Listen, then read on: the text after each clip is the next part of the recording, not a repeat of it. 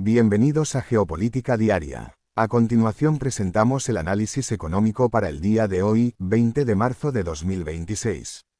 Hoy vamos a hablar de 5 grandes temas. Primero, la hora bruja de hoy en los mercados y por qué puede ser un día especialmente volátil. Segundo, cómo están respondiendo los bancos centrales a la inflación con los últimos movimientos de la Fed, el Banco de Inglaterra y el Banco Central Europeo. Tercero, los resultados y movimientos corporativos más importantes de estas horas. Cuarto, los cambios regulatorios en la banca y las señales de tensión en el crédito privado. Y quinto, las claves en materias primas y cripto, desde el azúcar hasta el nuevo fondo de Ethereum de BlackRock. Empezamos. La hora bruja, vencimientos y rebalanceos hoy.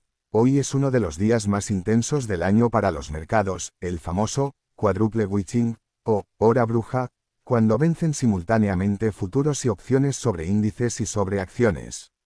En esta sesión confluyen además el primer gran día de vencimientos del año y el rebalanceo trimestral del S&P 500, lo que multiplica las órdenes de compra y venta obligadas.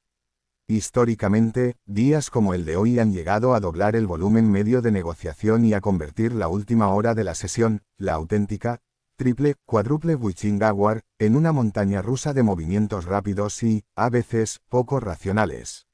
Este año el contexto llega especialmente cargado, el VIX está por encima de 35 puntos, el petróleo se mueve en torno a $120 el barril en plena guerra con Irán y el Bitcoin coquetea con los $69.000, condiciones que ya de por sí invitan a la volatilidad. Firmas de análisis recuerdan que, en marzo del año pasado, este mismo evento movió unos $4,7 billones en derivados y provocó el mayor volumen del año en el S&P 500, así que no sería raro que hoy viéramos algo parecido. La clave para entenderlo es sencilla, buena parte de los movimientos de hoy no serán tanto por cambios en los fundamentales, sino por mecánica pura de derivados e índices. Bancos centrales, tipos altos y más inflación de la esperada.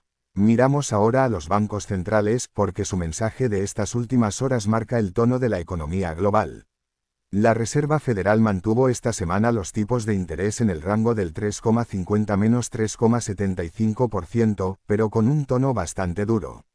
Tras conocerse que la inflación mayorista en febrero subió un 0,7%, la mayor subida mensual desde el verano pasado, y que la tasa anual llega ya al 3,4%, Jerome Powell ha dejado claro que el progreso contra la inflación se ha frenado.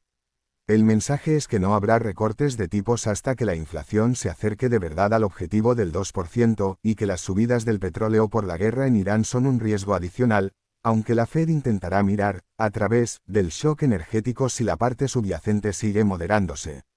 En Europa la película es parecida. El Banco de Inglaterra mantuvo ayer los tipos en el 3,75%, avisando de que la inflación será más alta de lo previsto en el corto plazo por el encarecimiento de la energía y la incertidumbre derivada del conflicto en Oriente Medio. El Banco Central Europeo, por su parte, también ha optado por dejar los tipos estables, pero ha revisado al alza su previsión de inflación para este año hasta una media del 2,6%, frente al 1,9% que estimaba antes de la guerra, y ha recortado sus proyecciones de crecimiento. Los mercados, que hace unos meses descontaban recortes, ahora empiezan a asumir que la inflación se quedará pegajosa un tiempo y que los tipos altos van para largo, al menos hasta que haya señales más claras de enfriamiento. Resultados y movimientos corporativos de estas horas. Vamos con las empresas, porque también han dejado titulares nuevos que completan el panorama que dábamos en el episodio anterior. En logística global, FedEx ha presentado unos resultados trimestrales muy sólidos, superando las previsiones de los analistas tanto en ingresos como en beneficio. La compañía ha registrado unos $24.000 millones de facturación en su tercer trimestre fiscal, frente a los $22.200 millones del año anterior, y ha elevado su previsión de crecimiento de ventas para todo 2026 a un rango del 6,5%, por encima de lo que esperaba el mercado. El beneficio por acción ajustado también ha quedado por encima de lo previsto, y la empresa ha anunciado que va en plazo para escindir su división de transporte terrestre FedEx Freight el 1 de junio, lo que apunta a una estrategia de simplificar el grupo y sacar valor de partes específicas del negocio. Dentro de lo que ya comentamos ayer, Accenture ha confirmado que sigue aprovechando el tirón de la inteligencia artificial y la nube, ingresó alrededor de 18.040 millones de dólares en el trimestre, un 8,3% más, y con contratos por más de 22.000 millones en marcha, muchos de ellos centrados en IA generativa y migración a la nube.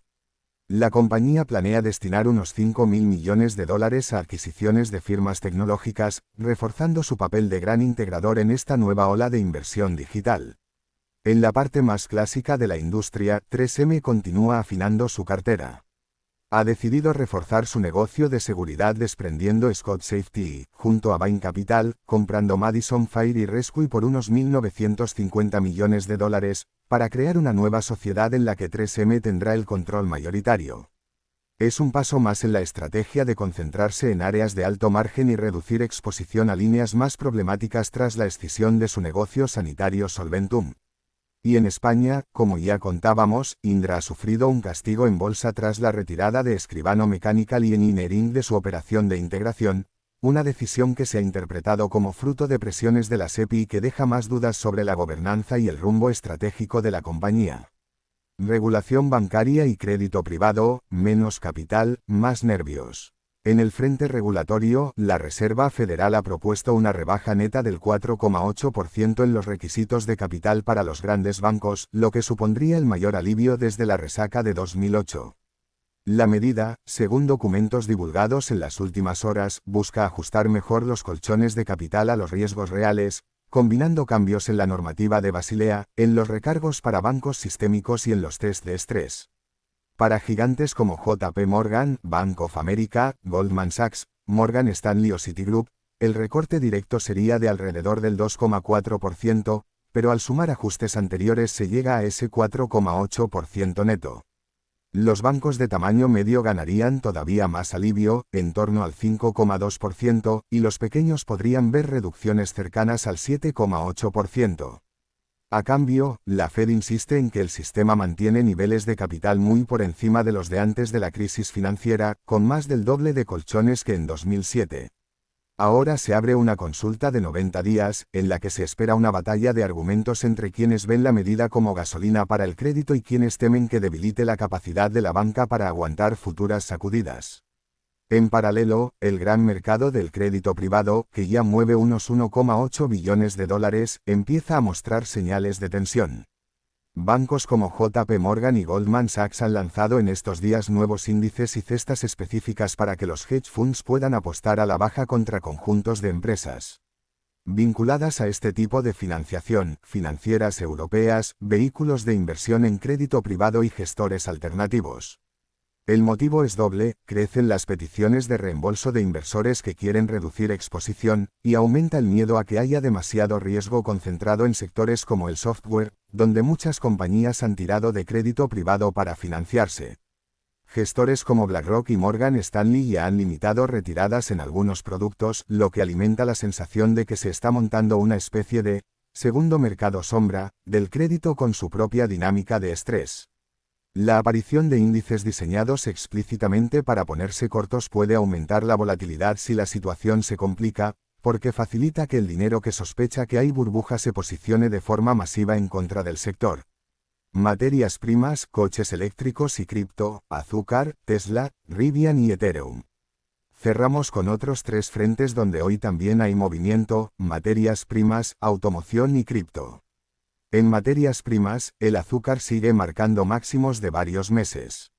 En Londres el azúcar blanco ha tocado la zona de $449 por tonelada, mientras que en Nueva York el azúcar bruto ha subido más de un 3% en una sola sesión. Entre las causas están problemas de producción en algunos grandes exportadores, costes energéticos más altos y una demanda que, pese a la inflación, no afloja tanto como cabría esperar. Esto presiona a empresas de alimentación y bebidas, que tienen que decidir cuánto de ese encarecimiento trasladan a los precios finales, en un contexto en el que los consumidores ya llegan muy justos. En el sector del automóvil, hoy el foco sigue en dos nombres: Tesla y Rivian. Tesla ha caído cerca de un 3% después de que trascendiera que la Agencia Estadounidense de Seguridad Vial, la NHTSA, está intensificando su investigación sobre el sistema de conducción asistida Full Self-Driving, lo que reaviva los temores a sanciones, retiradas o nuevas restricciones regulatorias. Rivian, en cambio, ha subido alrededor de un 3% tras el anuncio de que Uber planea invertir hasta $1.250 millones para desplegar una flota de hasta 50.000 robotaxis Rivian en varios países de aquí a 2031, un acuerdo que el mercado interpreta como un voto de confianza en su tecnología y en su futuro flujo de pedidos. Y en el mundo cripto, la noticia sigue siendo el empuje del nuevo fondo de BlackRock ligado a Ethereum.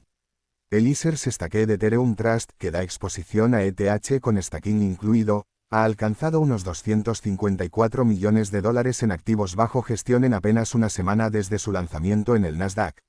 Según las cifras publicadas, unos 146 millones habrían llegado después del estreno del 12 de marzo, mientras que más de 100 millones proceden del capital inicial aportado por la propia gestora. El fondo mantiene entre el 70 y el 95% del Ethereum en staking y distribuye aproximadamente el 82% de las recompensas mensuales a los partícipes, con una comisión del 0,25% que se reduce al 0,12% durante el primer año hasta alcanzar un volumen de 2.500 millones. Lo importante aquí no es solo la cifra, sino lo que representa. Las grandes gestoras están institucionalizando a toda velocidad activos como Ethereum, empaquetándolos en productos regulados que pueden comprar desde fondos de pensiones hasta inversores minoristas. Sumado al contexto de tipos altos, energía cara y un mercado de renta variable muy dependiente de la narrativa de la inteligencia artificial, este tipo de movimientos muestra que la búsqueda de rendimiento y diversificación se está extendiendo a casi todos los rincones del sistema financiero. Esto ha sido el análisis económico de Hoy en Geopolítica Diaria. Recuerda seguirnos para no perderte nuestros audios resúmenes cada día. Nos vemos en el próximo episodio.